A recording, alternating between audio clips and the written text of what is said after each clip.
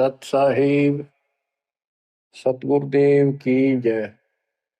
बंदी छोड़ कबीर साहिब जी की जय। बंदी छोड़ गरीबदास जी महाराज जी की जय। स्वामी राम देवानंद जी गुरु महाराज जी की जय हो।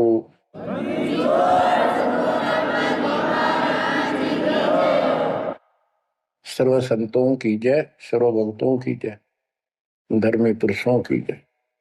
श्री काशी धाम की जय, श्री सुडानी धाम की जय, श्री क्रोथा धाम की जय, श्री बरवाड़ा धाम की जय। सत साहिब गरीब नमो नमो सत पुरुष को नमस्कार गो की नहीं। सुर नर मुनि जन साधु संतों सर्वस दीन। सतगुरु साहिब संत सब दंडोतम प्रणाम। आगे पीछे मत हुए तिनको कुर्बान। बच्चों,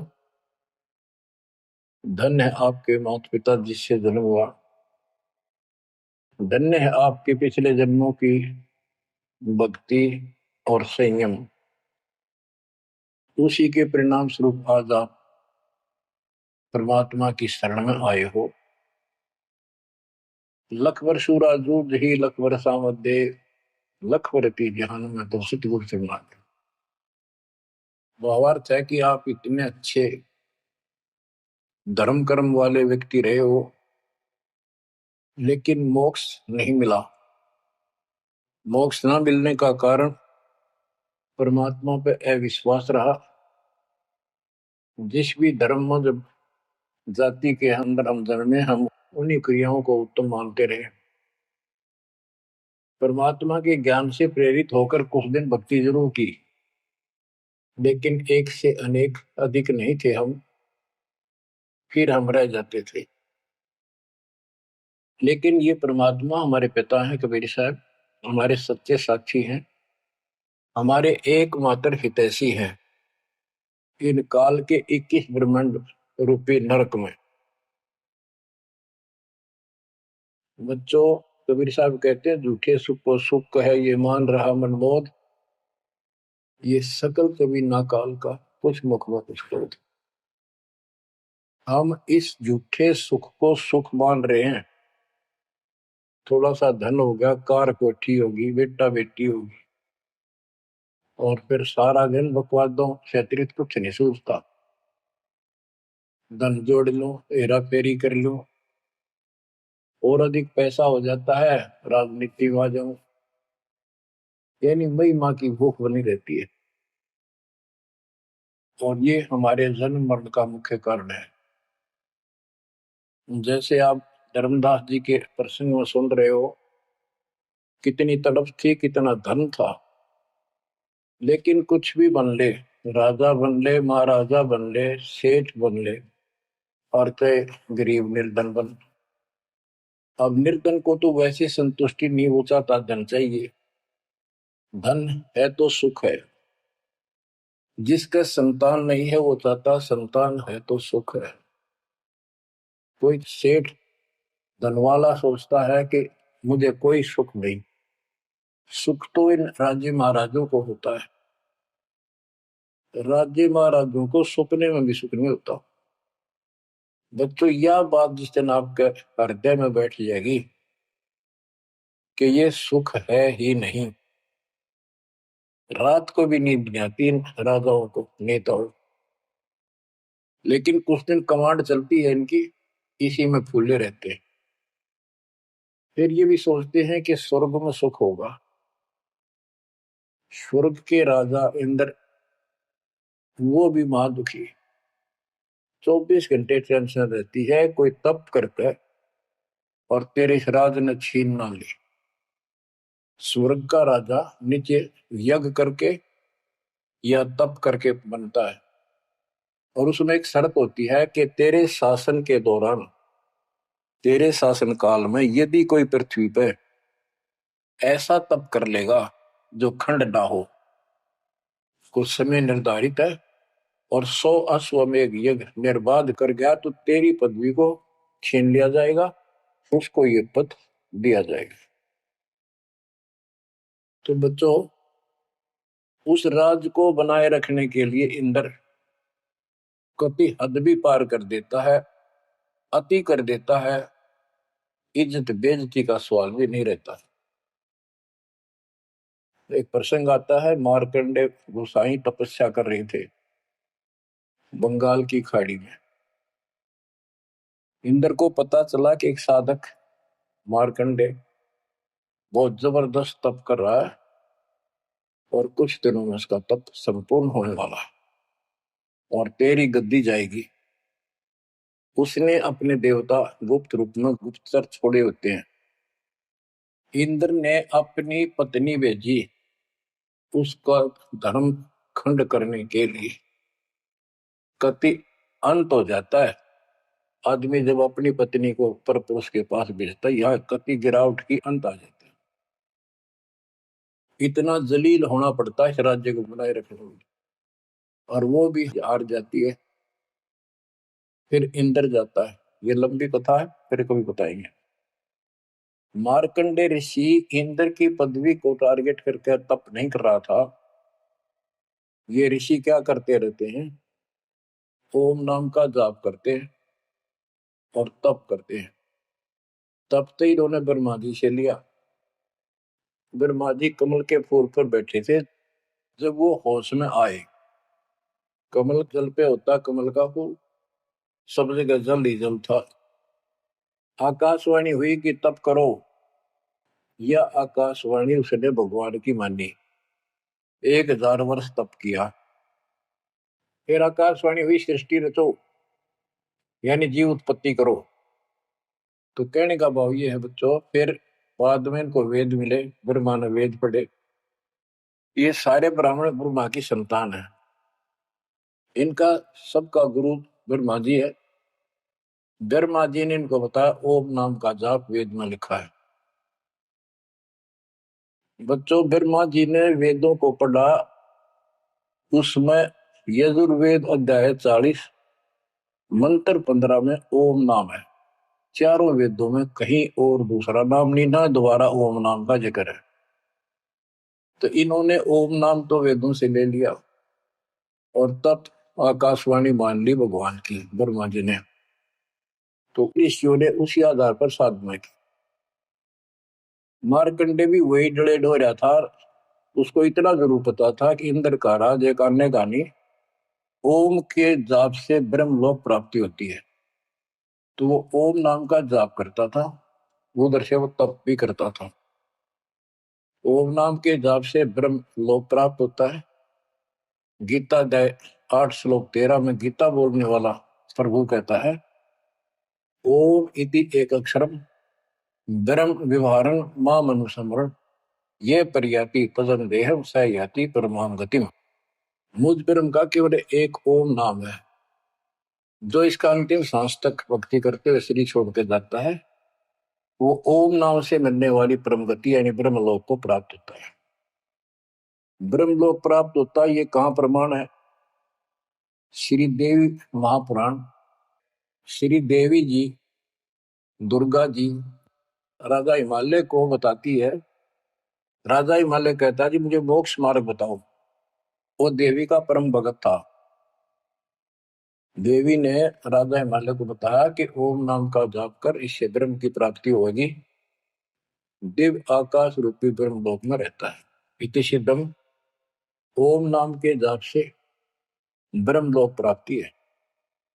गीता अध्याय 8 श्लोक 16 में लिखा है कि ब्रह्म लोक में गए साधक भी पुनरावृत्ति के अंदर है, दोबारा जन्म मृत्यु में आते हैं। अब जो साधना कर रहा है उसको कति उत्तम मान के कर रहा है, ना तो करे को नहीं, इच्छा ही नहीं बना उसकी। बताओ, इनको ये नहीं बता तुम कर के रहे हो, इसका प्रतिफल क्या हो। एक कथा सुनाऊं, छोटा सा चुटकुला, सच्चाई है, चुटकुला नहीं, उदाहरण।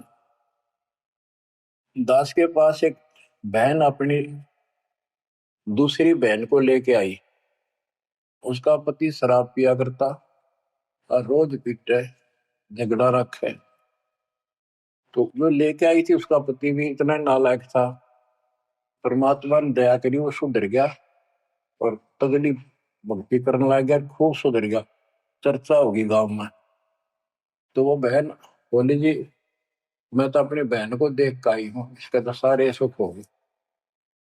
मैं बेटी आपके भी होंगे, आपको ये हमारी मर्यादा का पालन करना पड़ेगा। वह बोली जी मैं ये व्रत ना छोड़ दूं, 16 शुक्रवार के व्रत करती हूँ। 16 शुक्रवार के व्रत करने हैं, वो तो 5-6 हुए हैं मेरे। मैं बोला हमारा नाम लेना बेटी वो सब त्यागने पड़ेंगे। ये व्रत रखती किस उद्देश्य से है, कि लाभ होगा आपको। फिर तो वो बहन बोली जी बताई थी किसी ने, अब तेरा पति शराब छोड़ देगा। मैं बोला पहले 16 शुक्रवार व्रत के प्रतिफल बताऊं के उसे, इसका लाभ क्या है। ये आन उपासना ये डले ढोने वाले क्या बताते हैं कि एक बहन का पति परदेश में गया था और वो 2-3-4 साल तक आया नहीं। उसने किसी ज्योतिषियों से दिखाया, पतरे हाथ दिखाए, किसी ने बता दिया कि तेरा पति तुझे भूल चुका है, तेरी याद नहीं रही। माता संतोषी के व्रत रख 16, तेरा पति वापस आ जाएगा। उसने व्रत रखने शुरू किए शुक्रवार के 16वें दिन, 16वें व्रत वाले दिन वापस आ गया। ये है इसका फल। और मैं बोला तेरा पति रोज आवे रोज कुटे, गड्ढेगी तू इस बता के फूकेगी इन बर्ता, बुद्धि कान रखेगी तुम्हारी। तंती रखना नहीं चाहिए, 2-4 दिन ना हो तो बढ़िया, पिटाई देना हुआ। कहने का भाव यह बच्चों, इन गुरुआ गांव बिगाड़े संतो गुरुआ गांव बिगाड़े, ऐसे कर्म जीव का लागिए ईव जड़े नहीं जाड़े। तो मार्कंडे ऋषि इंद्र से कहता है, इंद्र तू इंद्र की पदवी छोड़ दे, अगले जन्म में गधा बनेगा। इंद्र कहता जी फेर की फेर देखी जाएगी, तो मौज करने दो।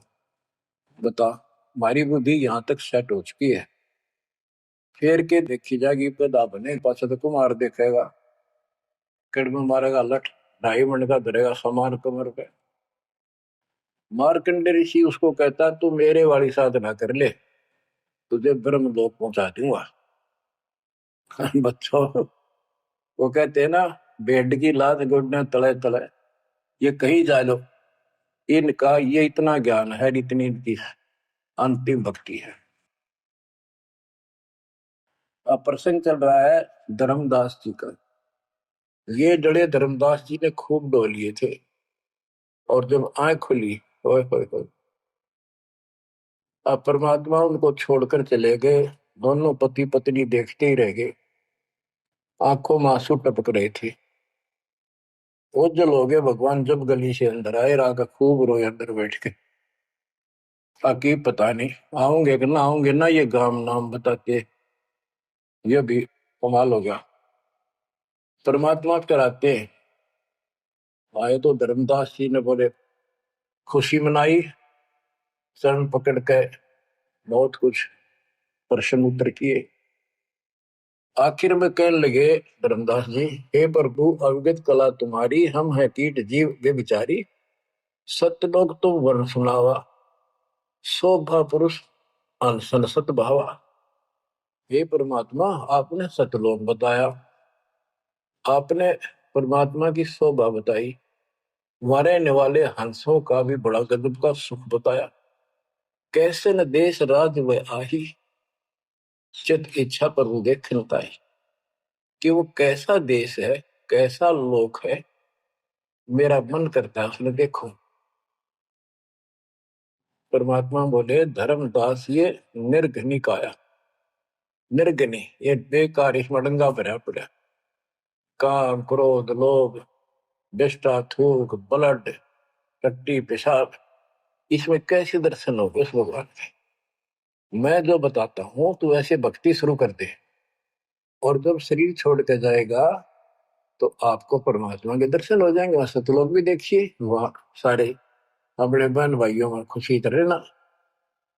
धर्मदास निर्गनिकाया, ये तन पुरुष दरस के में पाया, इस तन में भगवान कैसे दिखेगा। तन ठीक का जो पूरा हो भाई, सतलोक तो देखो जाए। जब ये तेरा शरीर का समय पूरा हो जाएगा जीवन, फिर इसको छोड़ के सतलोक देख ली जाके। धर्मदास के चरण होरा, हे प्रभु तिरसा मिटाहो मोरा। शरण टेक प्रभु विनवै तो ही, पुरुष दर्श बिन कल नहीं मोही। दोनों चरण पकड़ के धर्मदास ने बोला, भगवान एक में दिखा दो, मेरी या भगवान के दर्शन की प्यास मिटा दो, उसके दर्शन बिना मुझे एक पल भी चैन नहीं होगी। परमात्मा बोले, भाई मैं ही हूं प्रभु, सारी सृष्टि का मालिक मैं हूं, मैं आपका गुरु हूं।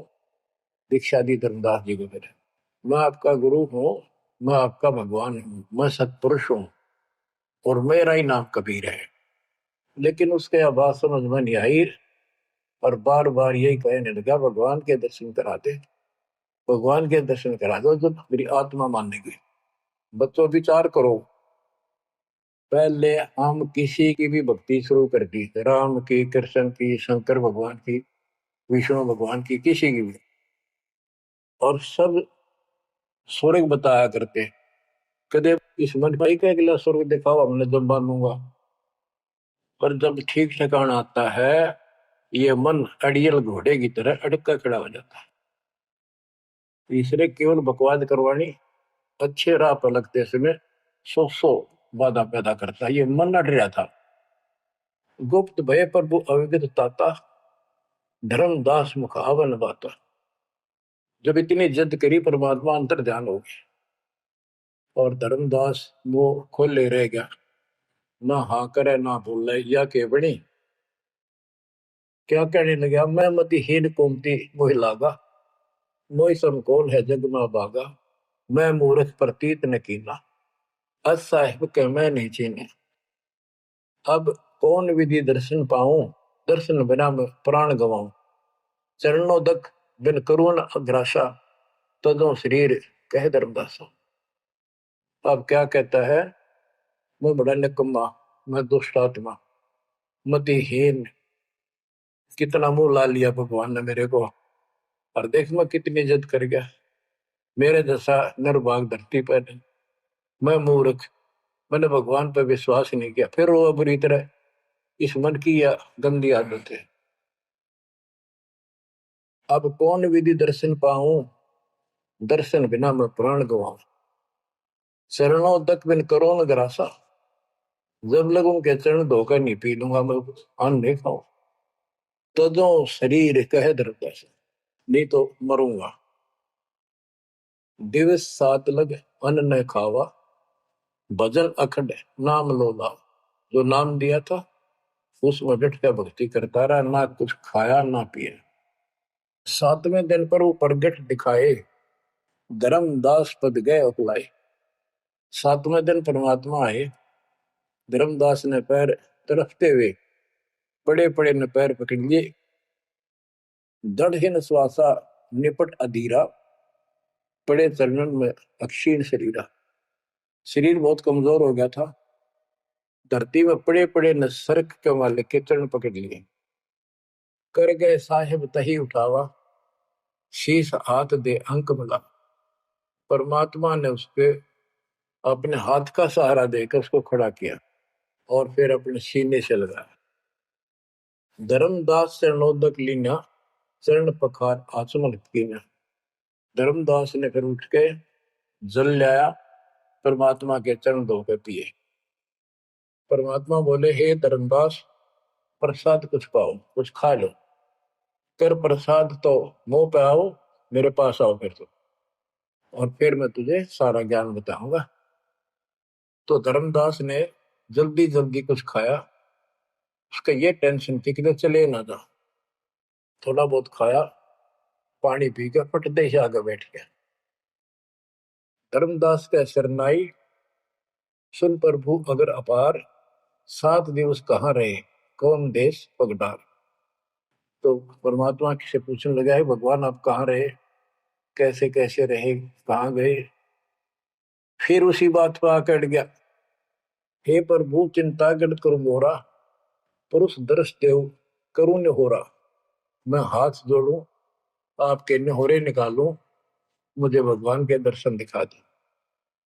परमात्मा कहते, धर्मदास ये हट का कर हो, मानो शब्द शीश पर धर हो। मैं तो कहूँ वो मान ले तू, हमरे गहे पुरुष पे जय है, बिना गहे वो हजार न पे। अब मेरे नाम को तो ठीक से जप, मैं मिल गया गुरु के बिना उस भगवान की प्राप्ति नहीं हो सकती। हमसो पुरुष ऐसा आही, जल तरंग जल अंतर नाही। कि भगवान मेरे में इतना अंतर समझ ले, इतना भी अंतर नहीं है। जैसे समुद्र से लहरें उठती है, लहर और जल अलग नहीं होता। बच्चों, धर्मदास जी को खूब समझाने की चेष्टा की कि हमरी सूरत गहो चितलाई, तभी पुरुष पथ दर्शन पाई। मेरे को भगवान रूप समझो, तब मालिक की प्राप्ति होगी।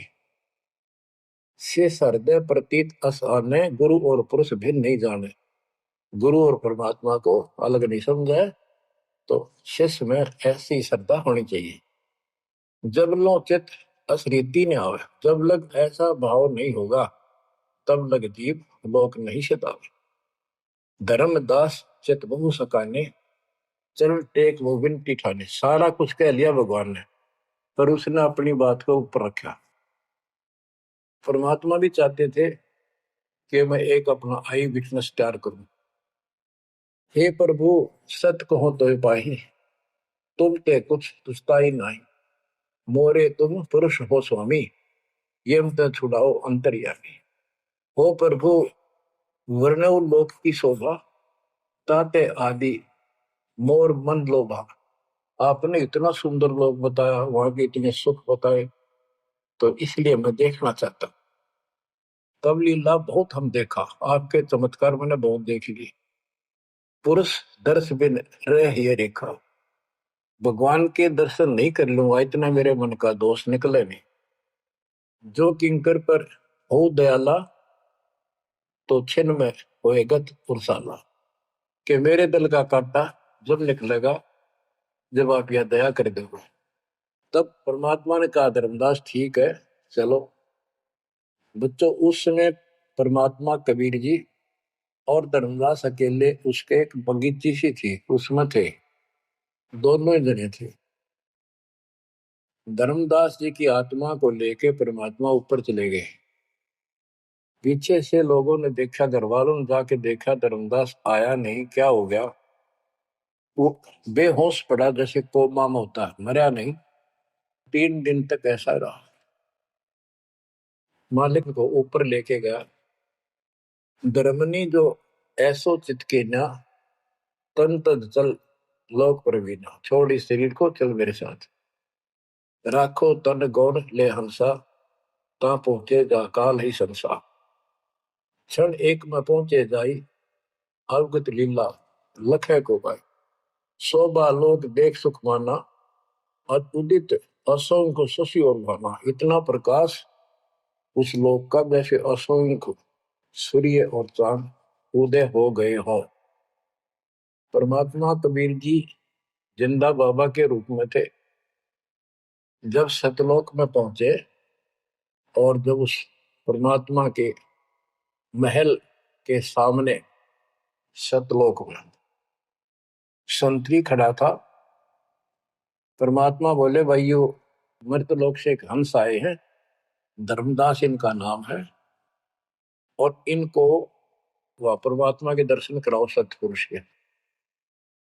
द्वारपाल ने एक और भगत को बुलाया और कहा, इनको सतपुरुष के दर्शन करा के लाओ, महल में ले जाओ, दरबार में।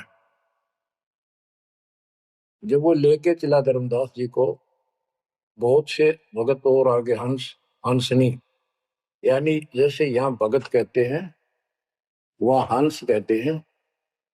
भगतमती कहते हैं, वहां हंसनी कहते हैं। हंस का अर्थ है, हंस एक पक्षी है जो बुगले जैसा होता है, कति सेम टू सेम। लेकिन उसका गुण ये होता है, वो मांस मच्छी नहीं खाता, भूखा मर जाएगा, केवल मोती खाता है। अर्थात संत भगत वो होता है जो सब बकवाद छोड़ दे, केवल राम नाम के मोती सेवा सुमन दान करे, उनको हंस कहते हैं। तो काफी हंस इकट्ठे होकर आगे भगत और हंसनी भगतमती। बच्चों, जैसे दास बताता रहता है जो बच्चे स्कूल में सुख लेना चाहते हैं और वहां बकवादों में लगे रहते हैं वो सदा दुखी होते हैं। अपनी पढ़ाई पूरी करके बढ़िया नौकरी मिल जाए फिर नाचो गाओ, वहां सुख लो सारा। नाचने गाने का मतलब यहाँ पृथ्वी लोक पर रहना नहीं। भाव ये है कि जब आप सतलोक चले जाओ तो वहां मौज करियो सारी है। यहाँ काहे का नाचना और कित का गाना, एक पलक में पता नहीं क्या हो जाए। तो जैसे सतलोक में दूसरे धर्म वाले कई कहते हैं, तो सतलोक की महिमा बताते हैं कि सतलोक में प्रकाश ही प्रकाश है, वहां और कुछ है ही नहीं। वो आत्मा उसमें ऐसे मिल जाती है जैसे बूंद समुद्र में। ये पूरा राधा स्वामी पंथ, सच्चा सौदा वाले सरसाले, देव गुरुदेव वाले और भी सब इस यह रटला रहे, वहां कुछ नहीं है। और आंखों देखा धर्मदास क्या बताता है, वाणी पढ़ता हूँ, ये वैसे लिखी हुई है पुराने समय की, शुद्ध नहीं है इतनी, लेकिन अर्थ गजब का है इसका। कहते हैं, जित देखा जगमग झलका ही, देखत हर्षित भय ही है भाई। धर्मदास ने जहां देखा इतनी सुंदरता प्रकाश में गजब का नूर चमक, देख देख खुश हो रहा है। द्वारपाल हंस जो रहिया, ताम एक हंस से कहिया, ए हंस तुम जाओ लिवाई, पुरुष दर्श दे आनो भाई। इसको धर्मदास को ले जाओ, परमात्मा के दर्शन करा के वापस यहीं ले आना। चले लिवाए पुरुष पे जहां, अचानक हंस वो आए तब ही, वहां बहुत से अचानक और हंस आगे वक्त। करत कोलाहल मंगल चारा, शोभा अद्भुत अंग अपारा। ओहो, उनके जो वहां पर भगत आए और भगतनी आई, इतने गजब के सुंदर शरीर देखते ही बने। उनके गले में रत्नों की माला और जगमग दे, बहुत गजब का, बहुत सुंदर कपड़े पहन रखे, अमर चीर शोभा धर्माए। अनसन भाल शोभा के वर्णों, धर्मदास कहता है कि उन हंसों के माथे की शोभा क्या बताऊं, बहुत गजब की। रवि करतारों षोडश चंद्र भाल छिवि लहू, यानी 16 चंद्रमा का प्रकाश हो उनके माथे की, इतनी चमक थी, इतना नूर था। हंस कांति प्रतिरोम प्रकाशा, हीरा मणि उदित रोमासा। उनके शरीर की इतनी गजब की शोभा थी, प्रत्येक की रोम रोम की जैसे हीरा मोती चमक रहे हो। उनके शरीर का प्रकाश षोडश रवि, अनशन छवि मोहा, देह प्राण शुभ अमृत शोभा। उनके शरीर की शोभा 16 सूर्यों के प्रकाश जितनी थी। अब वहां भगवान के दरबार में पहुंच जाते हैं वो लेकर के, सिंहासन से भी देखत मनमोहा। ओहो, सुरती हंस अग्रानी अगाने, सत्य पुरुष सकल देखत अरसाने। वहां लेकर गए नाचते गाते हुए, जब उसने भगवान को देखा, धर्मदास जी ने तरह गजब का प्रकाश, एक रोम शरीर के बाल की चमक, करोड़ सूर्य करोड़ चांद मिला दे। एक रोम रवि शशि कोटि सा, एक रोम की शोभा करोड़ सूर्य और चंद्रमा जैसी। पुरुष प्रकाश सतलोक अंजोरा, ताने पहुंचे निरंजन चोरा। कि उस सतलोक का इतना सुंदर प्रकाश है, वहां ऐसी व्यवस्था है कि वहां ये काल निरंजन ये चोर नहीं जा सकता, यानी इसका वहां भय नहीं है। अब सुनो, 4-5 पंक्तियों में कमाल कर दिया। पुरुष कबीर देखा एक भाई, धर्मदास पुन रहे लज्जाई।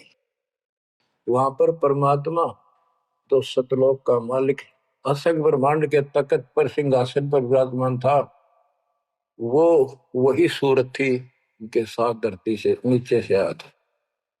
ओहो, देखो ये तो लिखा कबीर सागर में, ये वो सुना रहा हूं।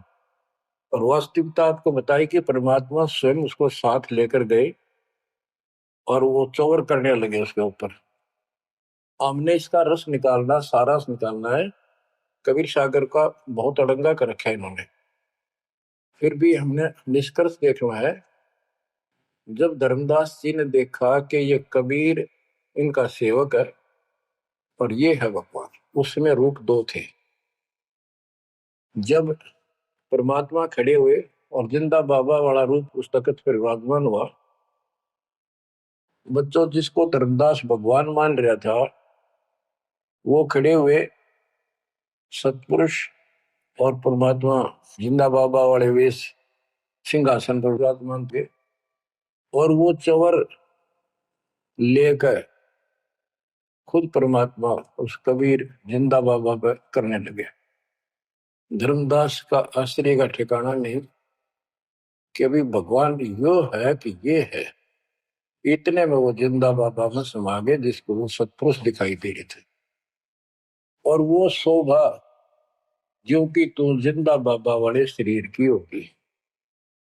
अब कहते पुरुष कबीर देखा एक भाई, धर्मदास बहुत ही लज्जाई, वह मुझे प्रतीत नहीं आई, हे परमात्मा कैसी हुकूमत मन में छाई।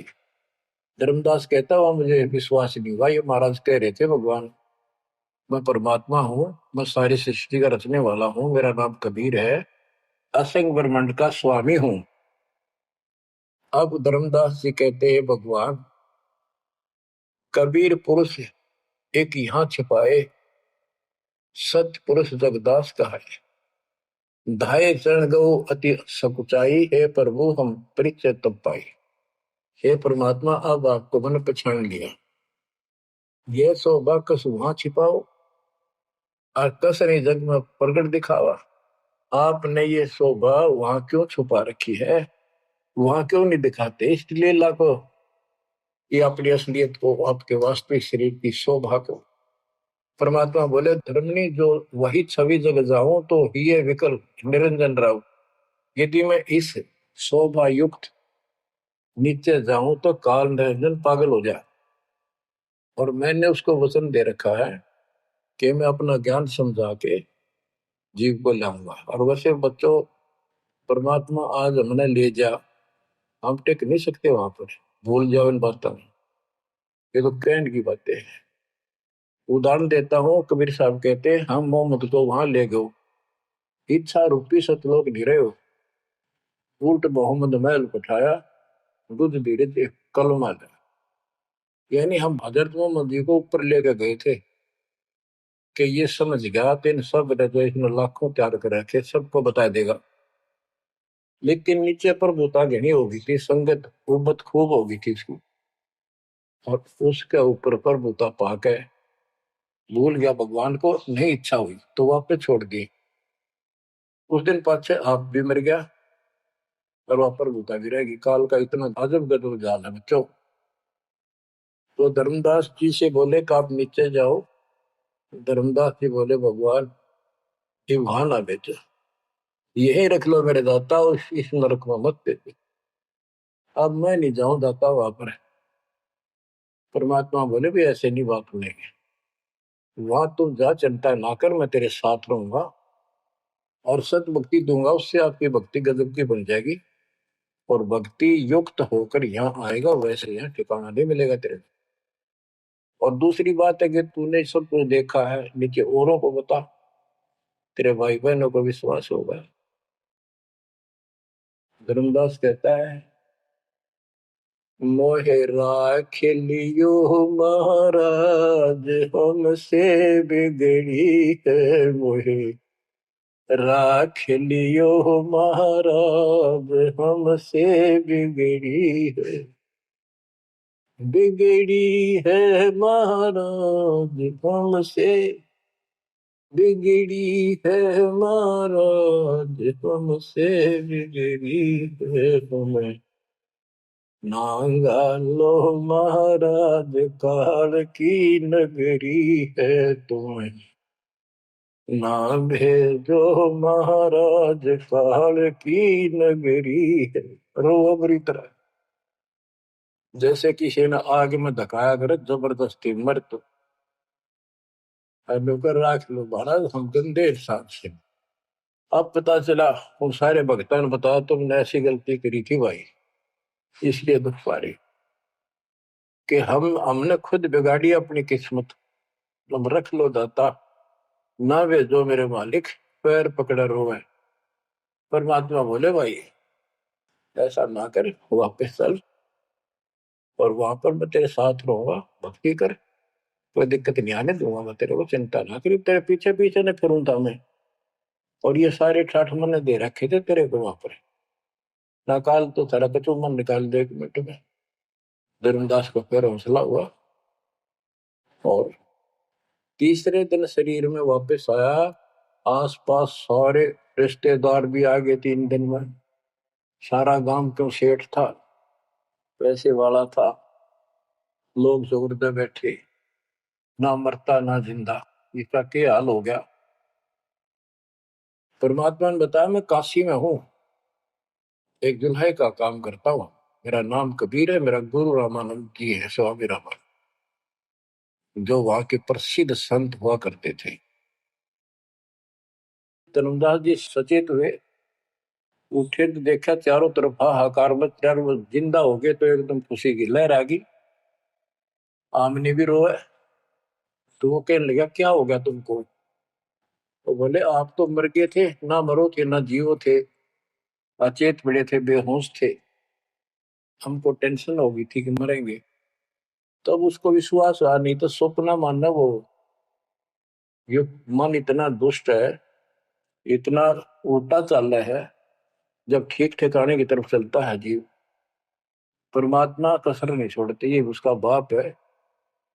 तो तब धर्मदास को विश्वास हुआ, रे तेरे की सचमुच मैं तो सचखंड गया, सतलोक गया था। फिर उनको बताने लग गया सारी, मैं वहां गया था, सतंदा बाबा भगवान है, खुद है, सारी सृष्टि के रचने वाले हैं, ब्रह्मा विष्णु महेश, तब के सामने कुछ भी नहीं है। वो रिश्तेदार आए थे तो चले गए, पागल हो गया, भांडन दे, जिंदा हो गया शुक्र है। लेकिन जिसका लागे वो तंग। धर्मदास काशी पहुंचे और देखे दुल्हे के रूप में बैठे वो सूरत ज्यों की त्यों चरणों में पड़ गए। आसपास के कॉलोनी के लोग आगे बुलाए, बताओ पूछे कौन है, ये सेठ है, ऐसे ऐसे कांधोगढ़ का प्रसिद्ध सेठ है। और सब नौके देख किसी पागल हो रहे लोग इस नीरू के पुत्र को भगवान मानते हैं, इनकी अकल पर पत्थर पड़ी। यानी जुलाहे भी ये बात बोल रहे हैं, जो देखा वो यही कहे। धर्मदास जी ने चरण पकड़ कर छोड़े नहीं, परमात्मा गलती बहुत होगी, हे दयालु माफ करो। जब परमेश्वर ने उसको कहा बच्चा तेरा दोष नहीं, इस काल ने सबकी बुद्धि फेर रखी, और जो भी ये सारा संसार आपको दिखाई देता है ये कुछ भी नहीं है। 1 सेकंड में मृत्यु हो जाती है इंसान की, और फिर कुत्ते गधे बनाकर छोड़ देता है। इसने तो सच्ची भक्ति करने नहीं देनी, या सच्ची भक्ति या जैसी भी आस्था मैं ही जीवों की बनाए रखे हुए हूँ। उस टाइम तो धर्मदास जी सारी मान्य था, वो बात ही नहीं रही। अब परमात्मा बोले धर्मदास आप अपने घर जाओ, और बच्चा मैं वही आऊंगा तुम्हारे पास। धर्मदास बोला जी आइयो, मेरा बेटे ने भी समझाइयो, और आमनी ने भी सतनाम दिया, बेटा भाई मैं आऊंगा पक्का। धर्मदास चले गए, परमात्मा वहां, आमनी को नाम दिया। और धर्मदास जी बोले जी मेरा एक पुत्र है नारायण दास, उसको भी समझाओ। धर्मदास जी ने नारायण दास बुलाया कि आजा भाई, गुरु जी आई, भगवान आ रही है। बैठ गया, परमात्मा ने जो ज्ञान सुनाया उठ के चल पड़ा। फिर बुलाए तभी नहीं आया, अगली बार भगवान ने खूब कह लिया बुला ला भाई, तेरे बेटे ने नाम दे दूंगा। धर्मदास गया, बेटा आजा, नारायण दास कल्याण हो जाएगा, काल के जाल में फंस गई। वो कहता पिताजी आपकी मति मारेगी, इस जो लाए ने आपको बुद्धि भ्रष्ट कर दिया, देवताओं को छोटा बताता है ये देवताओं की निंदा करता है, मैं न इसके दर्शन भी करूं। धर्मदास ने खूब कह लिया पर लड़का मानना नहीं। धर्मदास जी रोने लग गया महाराज के चरणों में। दाता एक का पुत्र मेरा हरियो काल के मुंह में जाकर दया करो दाता, इसको शरण में ले लो दाता। हे भगवान, मैं बहुत दुखी हूं। परमात्मा बोले बेटा मैं समझाऊं तू समझावे और इसकी माँ समझावे, कि तुम्हारे से ज्यादा इसका हमदर्द कौन हो सकता है। जब ये आपकी नहीं मानता तो भाई इसको छोड़ दो। ये महाराज ने के छेड़ा जा है, ये महाराज समझाओ इसने। परमात्मा बोले भाई यू काल का दूत भेज रखा तेरे घर पे, कभी चौगर ते तो बांध रखा तू, या बात मान ले मेरी। अब काल का दूत का धर्मदास का दुख हुआ इस बात का। आए इकलौते पुत्र ने गुरु जी काल का दूत क्यों बतावे है। परमात्मा बोले कि तेरा बेटा कहां पर है, उसको एक बार ले आया यहाँ पर।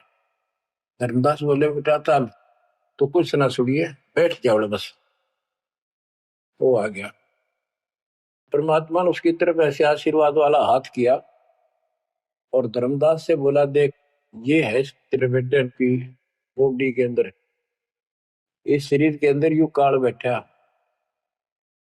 उसका शकल देखी उसने छोरे के अंदर से, वो वास्तविकता थी उसको काल के दूत की। ओछा माता, लंबे दूत, विकराल शरीर। परमात्मा बोले यू बैठा इसके अंदर, यू काल का दूत है, ये कभी भी नाम नहीं लेगा ना तेरे साथ चलेगा। जब धर्मदास बोला नारायण दास है, जा बेटा जा, जा कर ले काम कर ले काम। चरणों में पड़ गया, भगवान मेरा तो बीज नष्ट हो गया, हे भगवान मेरा तो वंश ऊपर चलेगा, पता ही काल पैदा हो गया मेरा तो। परमात्मा बोले वंश ने के चाटेगा, तू पीछा छुटवा ले यहाँ से बेटा। क्या करेगा इस वंश का, ये तो काल खाई खुराक का पहन पोशाक का यम का बकरा पड़ता है। लेकिन हमारा तो रंग चढ़ रहा है, लोग के कहेंगे, फलाना के कहेगा, संतान ना हुई तो संपत्ति का कैसे होगा। कई बीमारी बांट रखी है, कई रोग ला रखे काल। परमात्मा बोले ठीक है, तेरे को मैं अपना बच्चा अपना हंस भेजूंगा, और आज से 1 साल के बाद तेरे घर में पुत्र उत्पन्न होगा, उसका नाम चूड़ामणि रखना। उस समय बताते हैं धर्मदास की उम्र 80 साल की हो चुकी थी और आमनी देव भी वरदौलिये थे।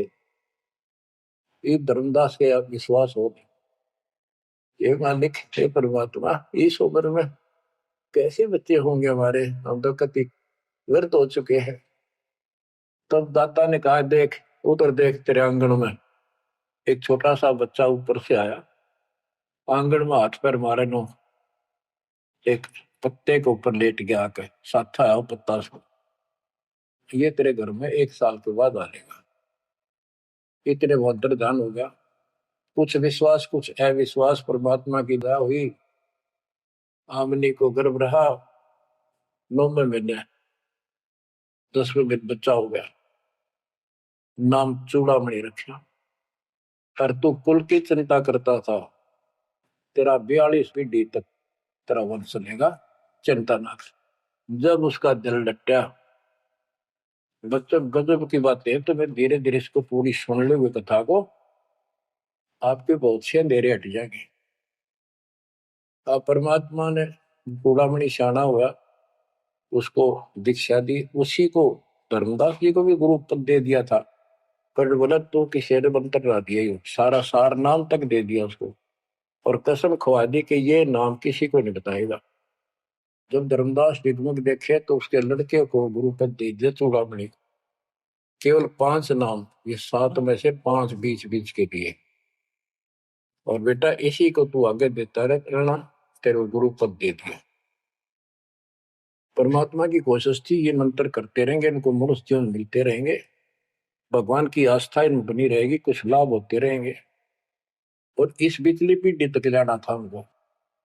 लेकिन धर्मदास को बता दिया था कि काल मेरे नाम से 12 पंथ चलाएगा, कि सारे गलत साधना करवाएगा, और तेरे वंशज तेरे परिवार वाले 6ठी पीढ़ी में जाके ये असली नाम भी छोड़ देंगे। एक टकसारी पंथ होगा, उसकी साधना शुरू कर देंगे, जो एक आने की नहीं होगी। जो ये सारे धर्मदास वाले दामा खेड़ा वाली गद्दी में वो टकसारी वाले की साधना चल रही है। वो 5 नाम भी गए। फिर धर्मदास रोने लग गया, हे मालिक इनका उद्धार कैसे होगा। तो माता बोले मैंने कुल दिया तेरा 42 वंश तेरे, उद्धार उसका होगा जो मैं भेजूंगा एक संत भगत अपना दास, उससे तेरे पीढ़ी वाले नाम लेंगे या सारा संसार लेगा, सबकी मुक्ति हो जाएगी। बच्चों, परमात्मा की असीम रजा है, आप ये सत्यनारायण कथा सुन रहे हो और सुनते रहो। मुश्किल से ये अमर कथा मिली है सुनने को। मालिक आपको मोक्ष दे, सदा सुखी रखे। सत साई।